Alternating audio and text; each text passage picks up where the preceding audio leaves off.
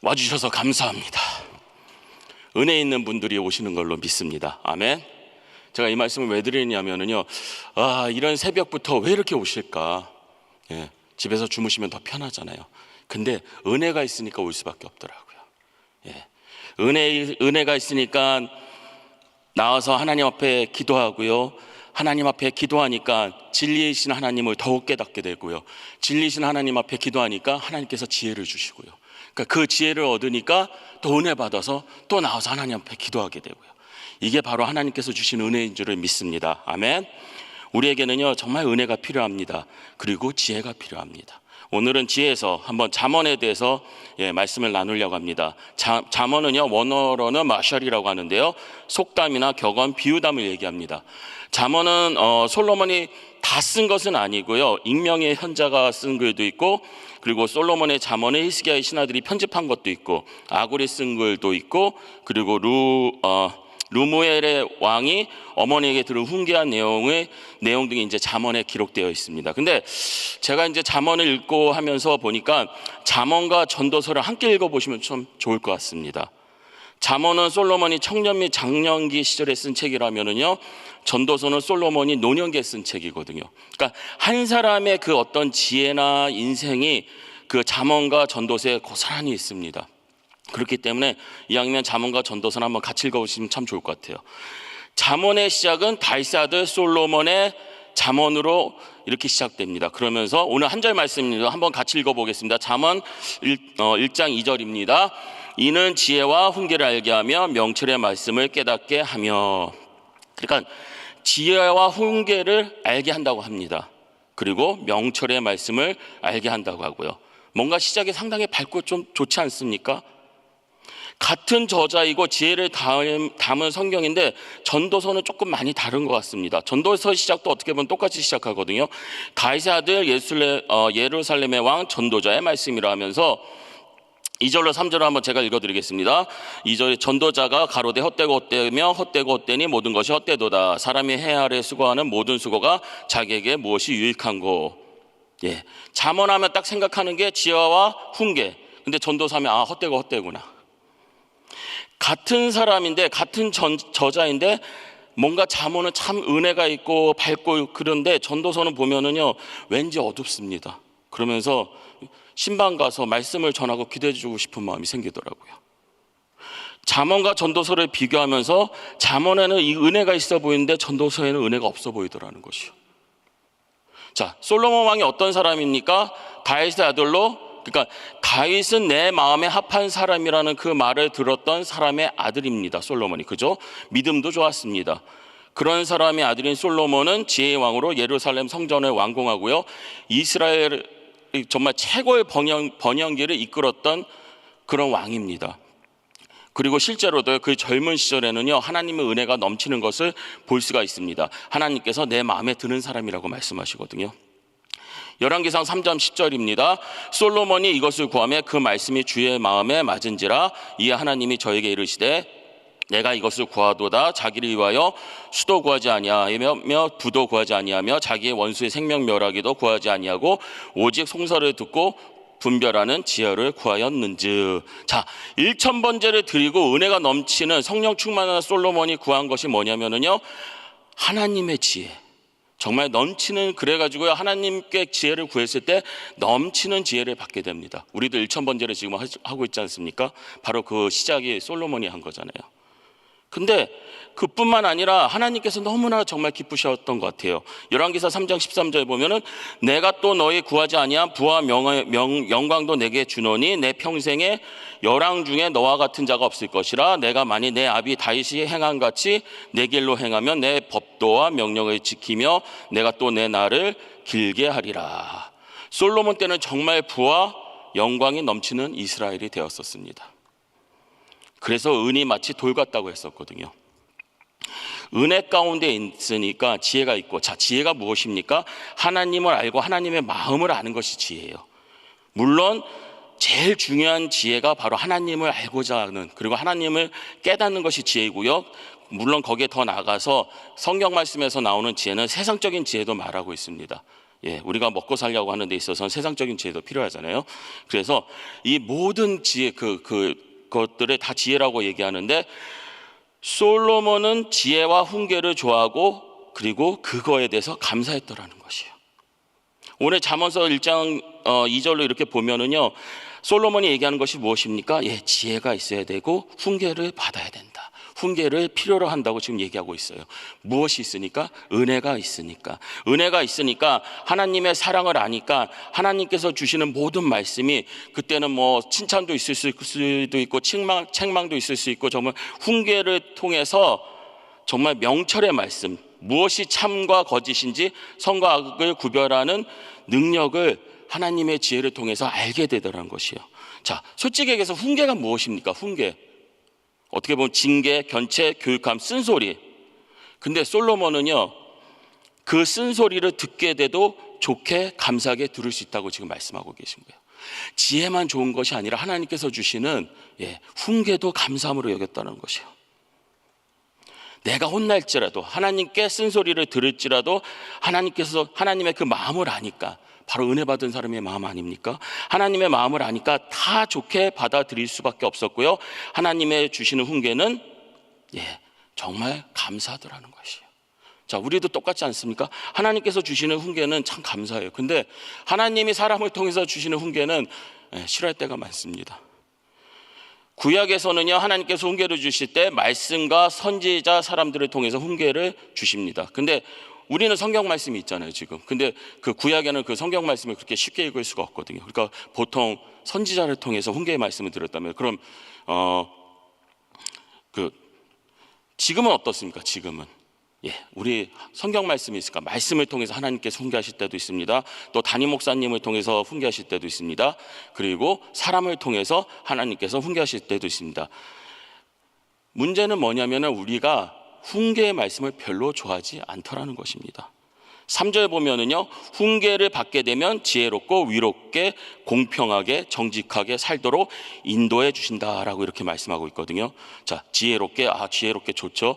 의롭게 공평하게 정직하게 살도록 인도해 주신다. 그래서 훈계는 너무나 좋은 것인데, 위롭게 공평하게 정직하게 살라고 누군가가 나에게 말씀한다고 생각해 보세요. 좋아하시겠습니까? 내가 이 나이에 그런 소리 들을까요? 그냥 아이들에게는 해주십시오. 나는 이미 다 알고 있습니다. 이렇게 쉽게 얘기할 수가 있더라는 것이에요. 우리는 칭찬하고 높여주는 말을 좋아하지 훈계를 좋아하지는 않더라는 것이에요. 그런데 솔로몬은 훈계의 말씀을 귀하게 여기며 꼭 필요한 것이라고 지금 말씀하고 계시거든요. 훈계를 쓴 약이라고 생각하시고 꼭 화내지 마시고 듣기를 축원합니다. 아멘. 잠언을 통해서, 훈계의 말씀을 통해서 어리석은 자는 슬기롭게, 그리고 젊은 자는 지식과 근신함을 이제 받을 수 있다고 하는데, 그 근신함이 무엇입니까? 신중하고 깊게 생각하는 마음을 받게 될 것이라고 지금 말씀하고 있는 것이요. 그래서 지혜와 훈계를 들을 때 지혜 있는 자는 더욱 지식이 깊어질 것이고, 명철한 자는, 그러니까 지혜가 있는 자는 모략을 얻을 것이라고 합니다. 그럼 그 모략이 무엇이냐? 내가 가지고 있는 지식을 더욱 올바르게 활용할 수 있는 능력이 생기더라는 것이요. 자, 그래서 훈계는 참 감사한 것이라는 것이에요. 어리석은 자도 똑똑한 자도 훈계를 통해서 더욱 좋은 쪽으로 깨달음이 생길 수 있다는 것이죠. 뭘 할 때? 훈계를 내가 받을 때. 그래서 쓴 훈계를 내가 받는 거에 대해서 참 감사해야 돼요. 근데 문제는 뭐냐면은, 이런 훈계를 들을 때마다 우리에게 쓴뿌리가 생길 수도 있더라는 거예요. 저 사람이 왜 저런 얘기를 할까? 담임 목사님이 왜 저런 얘기를 하실까? 나는 이미 하고 있는데. 근데 다른 사람들이 보시기에, 아니면 하나님이 보시기에 우리는 올바른 길을 못 가고 있을 때가 많으니까, 하나님께서 말씀을 통해서, 사람을 통해서 우리에게 귀한 말씀, 훈계의 말씀을 주시는 것입니다. 도저히 하나님을 따르는, 그러니까 하나님을 따르는 그 일천벌회를 드렸던 사람이, 어떻게 보면은요, 그 잠언에서는 정말 귀한 말씀을 이렇게 주는데, 이런 훈계와 지혜를 사랑하고 있던 그 솔로몬이 뭔가 변화가 있었던 것 같아요.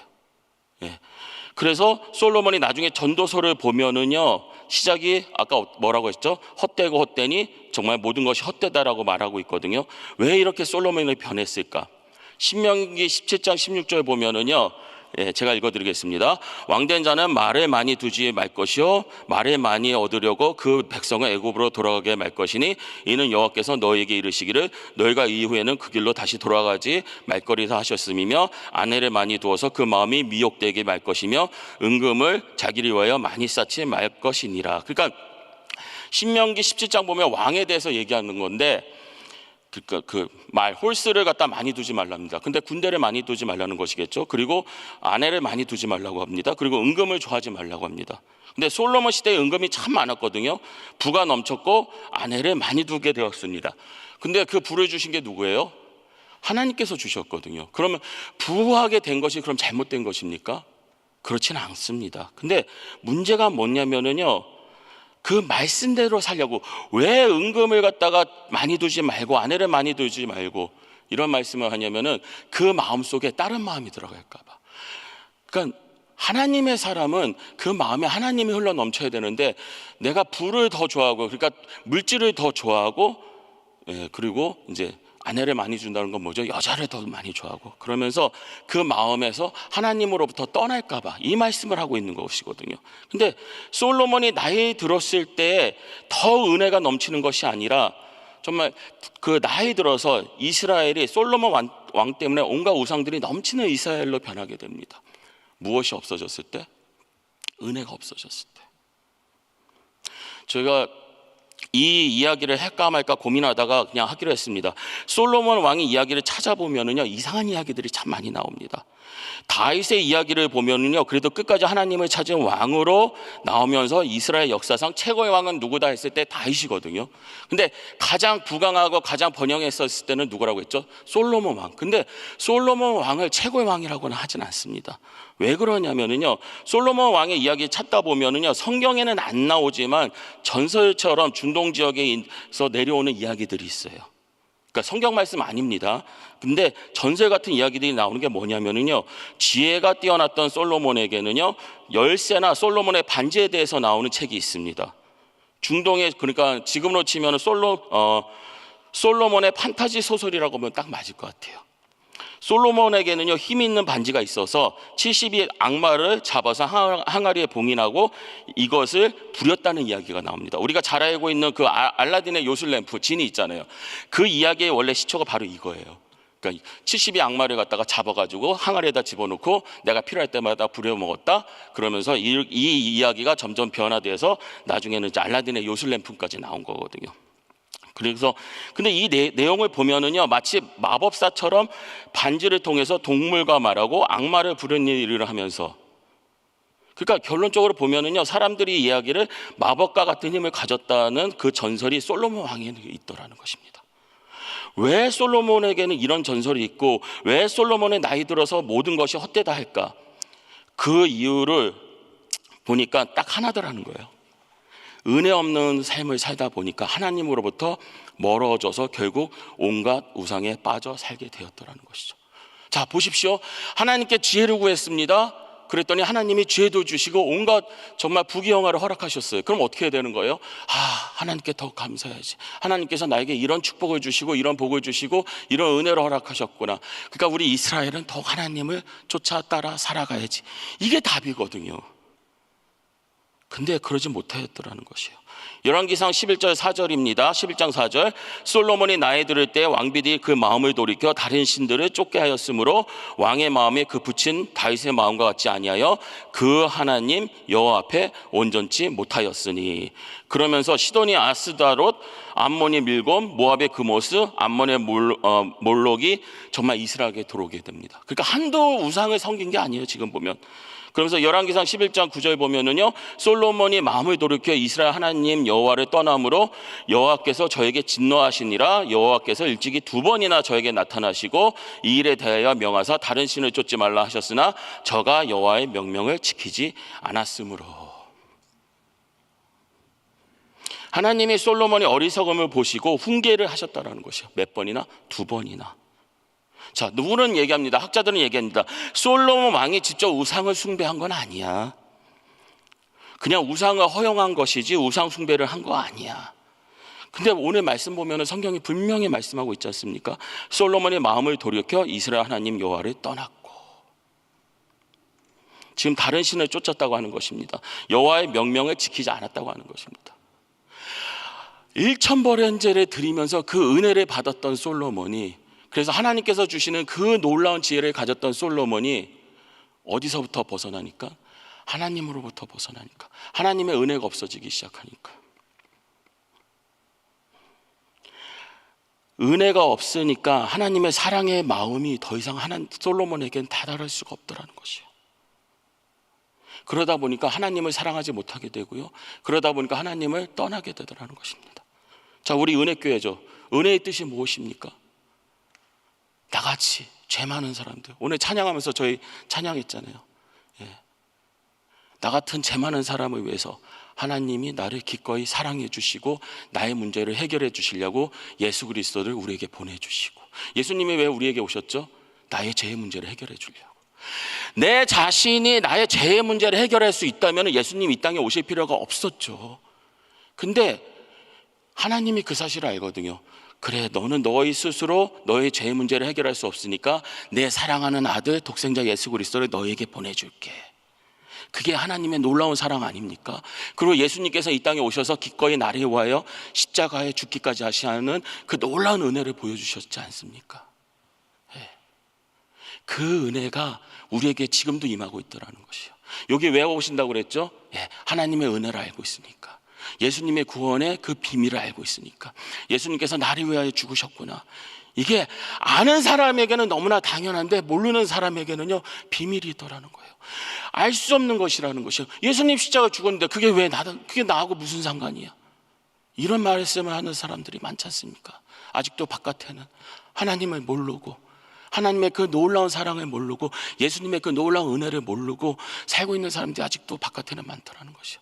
근데 우리는 어디 안에서? 하나님 아버지 안에서 그 은혜를 누리면서 지금도 하나님께 기도하며 하나님 사랑합니다, 이런 고백이 있지 않습니까? 은혜가 있습니다. 그래서 진리자 하나님을 압니다. 그렇기 때문에 하나님께 기도하니까 하나님의 그 놀라운 사랑을 더욱 깨닫게 되는 거, 하나님의 마음을 깨닫게 되는 거, 이게 참 지혜거든요. 근데 솔로몬은 그 은혜에서 벗어나기 시작하니까, 솔로몬이 나이 들어서 쓴 글에는 시작이 헛되고 헛되니 모든 것이 헛되다, 그 이유를 알 수 있게 된 것이에요. 왜? 자신이 보기에는 정말 인생이 헛되더라는 것이야. 하나님이 사람에게서 하나님으로부터 멀어지니까 모든 것이 다 헛되게 되어 보이더라는 것이에요.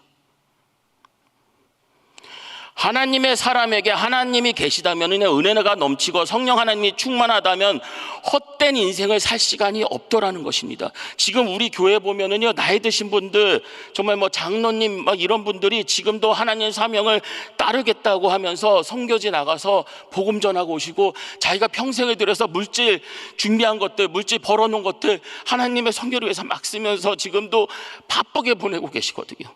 그분들의 입술에서 나의 삶이 지금 헛된 것 같아, 이런 얘기를 들을 수가 없습니다. 왜? 지금도 당장 하나님께서 주신 물질로서 나가서 복음 전하는데, 복음 전하면서 무엇이 제일 생각납니까? 예수님의 그 구원, 예수님의 헌신, 예수님의 은혜, 그리고 하나님의 사랑이 생각나는데 인생이 어떻게 헛되겠습니까? 근데 뭐가 없으니까? 은혜가 없으니까, 그리고 그 지혜를 놓치니까. 그러다 보니까 솔로몬이 그 젊은 시절에는 하나님의 훈계가 너무나 감사합니다, 하나님의 은혜가 너무나 귀합니다, 하나님의 지혜가 있기 때문에 우리는 더욱 똑똑해질 수 있고 더욱 세상을 바로 알 수가 있습니다. 그렇기 때문에 하나님의 말씀을 꼭 깨달으시고 하나님의 훈계를 따르시기 바랍니다, 이렇게 얘기할 수 있었던 솔로몬이 지금이 아니죠, 나이 들어서는 그 얘기를 못 하더라는 거예요. 왜? 나중에 가서는 우상 숭배하느라고 정신이 없었거든요. 그러면서 온갖 이상한 책을 또 썼겠죠. 저희 그룹에 연세 많으신 그 선교사님 두 분이 계십니다. 여자분인데요, 80이세요. 근데 지금도 중동 땅에 가가지고 어디라고 나라는 얘기 안 하겠습니다. 복음 전하고 오세요. 막 다리가 아픈데도 그 여자 선교사님 또 가셔가지고 복음 전하고 오셨어요. 근데 그런 분들의 입술에서 내 인생이 헛된 것 같습니다, 목사님, 이런 얘기 절대 안 나와요. 그분들에게 제가 오히려 물어봅니다. 왜 가셨어요? 그 몸도 아픈데. 허리도 아프시고 무릎도 아프시거든요. 왜 가십니까? 그냥 좀 여기 그냥 계시지. 그런데 가야 된대요. 가가지고 복음 전해야 된대요. 근데 실제로 가서 복음 전하고 오는데 많은 사람들이 복음을 듣더라는 것이에요. 예, 거기가 어디냐면은 절대 복음이 전해지지 않는 두 땅, 이스라엘하고 저기 어디 있습니다. 근데 여자 선교사님들이, 나이 많으신 그 80대 되신 여자 선교사님들이 거기 가서 복음 전하고 오니까 사람들이 듣더라는 것이에요. 그분들의 입술을 통해서 제가 들은 건 딱 하나입니다. 가니까 사람들이 복음을 들어요. 목사님 너무 좋아요.